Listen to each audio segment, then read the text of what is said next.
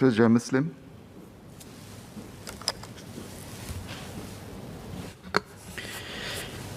Mr. Chairman, Singapore currently has one of the highest average class sizes among advanced countries in primary and secondary schools.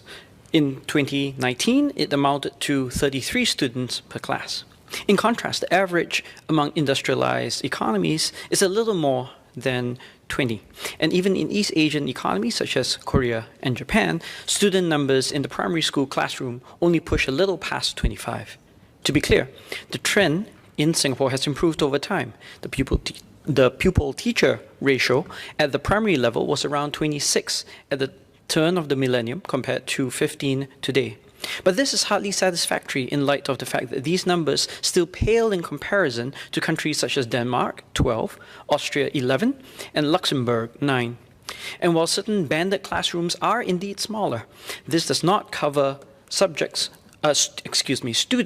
who are not currently struggling, who arrive there on the basis of supplementary educational support. Indeed, some may question why, in spite of these unflattering resource ratios, our students appear to be able to be producing some of the best test scores worldwide. Part of the reason is likely to be our heavy reliance on supplementary education, sometimes pejoratively called the shadow education system, supplied by families directly. Private tuition and other supplementary education expenses come up to $112 out of households' monthly educational expenditures, a little more than 2%. And this is more than what the average household spends on clothing and air travel, and about a quarter of what they spend to be able to put a roof over their heads. At the national level, we spent $1.4 billion on such additional private tuition.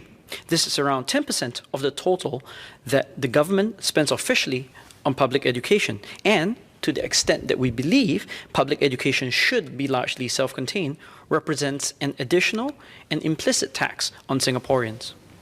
To be clear, other East Asian societies, including China, Indonesia, Japan, and Korea, tend to engage more private tutors than other advanced countries.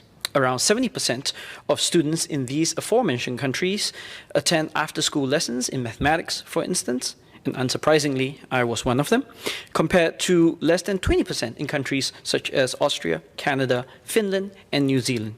Even so, the disparities between what we devote to public education expenditure is clearly indirectly, if imperfectly, made up for by private supplemental financing.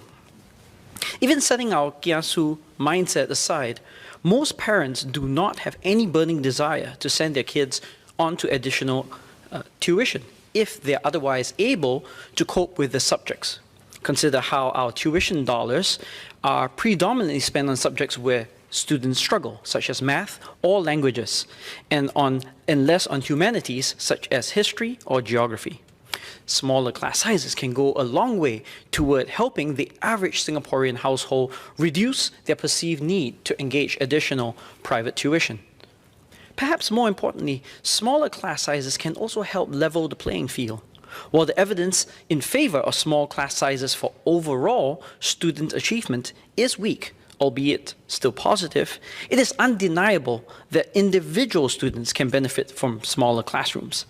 A smaller number of students relieves the load on our teachers, thereby freeing them up to pay more attention to students that are falling behind. And since lower income households are less likely to be able to allocate additional finances toward tuition just so that their children may stay up to speed, this obviates the need for supplemental private tuition, which can prevent students from such households from falling even further behind. To this end, I am suggesting that the MOE perhaps consider capping class sizes at 23, which incidentally is the OECD average, and in particular for the most tutored subjects, such as mathematics as well as languages.